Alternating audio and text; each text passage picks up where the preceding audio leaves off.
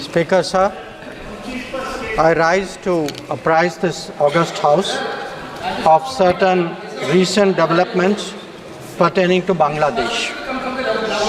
As honorable members are aware, India-Bangladesh relations have been exceptionally close for many decades over many governments. Concern about recent violence and instability there is shared across the political spectrum. Speaker, sir, since the election in January 2024, there has been considerable tension, deep divides, and growing polarization in Bangladesh politics. This underlying foundation aggravated a student agitation that started in June this year. There was growing violence, including attacks on public buildings and infrastructure, as well as traffic and rail obstruction. The violence continued through the month of July. Throughout this period, we repeatedly counseled restraint and urged that the situation be diffused through dialogue. Similar urgings were made to various political parties, political forces with whom we were in touch. Speaker, sir, despite a Supreme Court judgment on 21 July, there was no let-up in the public agitation. Various decisions and actions taken thereafter only exacerbated the situation. The agitation at this stage coalesced around a one-point agenda, that is that Prime Minister Sheikh Hasina should step down. On 4th August, events took a very serious turn. Attacks on police, including police stations, and government installations intensified even as overall levels of violence greatly escalated. Properties of individuals associated with the regime were torched across the country.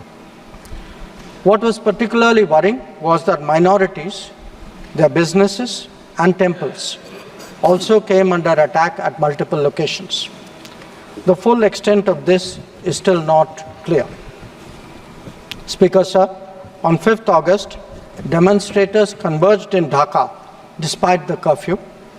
Our understanding is that after a meeting with leaders of the security establishment, Prime Minister Sheikh Hasina apparently decided to resign.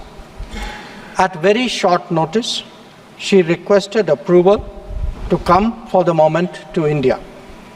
We simultaneously received a request for flight clearance from the Bangladesh authorities. She arrived yesterday evening in Delhi. Speaker, sir, the situation in Bangladesh is still evolving. The Army Chief, General Waqaruzzaman, addressed the nation on 5th August. He spoke about assuming responsibility and constituting an interim government. We are in close and continuous touch with the Indian community in Bangladesh through our diplomatic missions. There are an estimated 19,000 Indian nationals who usually live there, of which about 9,000 are students. The bulk of the students, however, have already returned to India in the month of July on the advice of the High Commission. In terms of our diplomatic presence, in addition to the High Commission in Dhaka, we have assistant High Commissions in Chittagong, Rajshahi, Khulna and Sylhet. It is our expectation that the host government will provide the required security protection for these establishments. We look forward to their normal functioning once the situation stabilizes. Speaker, sir, we are also monitoring the situation with regard to the status of minorities. There are reports of initiatives by various groups and organizations to ensure their protection and well-being. We welcome that. We welcome that and will naturally remain deeply concerned till law and order is visibly restored. Our border guarding forces have also been instructed to be exceptionally alert in view of this complex situation. Speaker, sir, in the last 24 hours, we have been in regular touch with the authorities in Dhaka. This is the situation as of now. I seek the understanding and support of the House in regard to sensitive issues regarding an important neighbor on which there has always been strong national consensus. Thank you.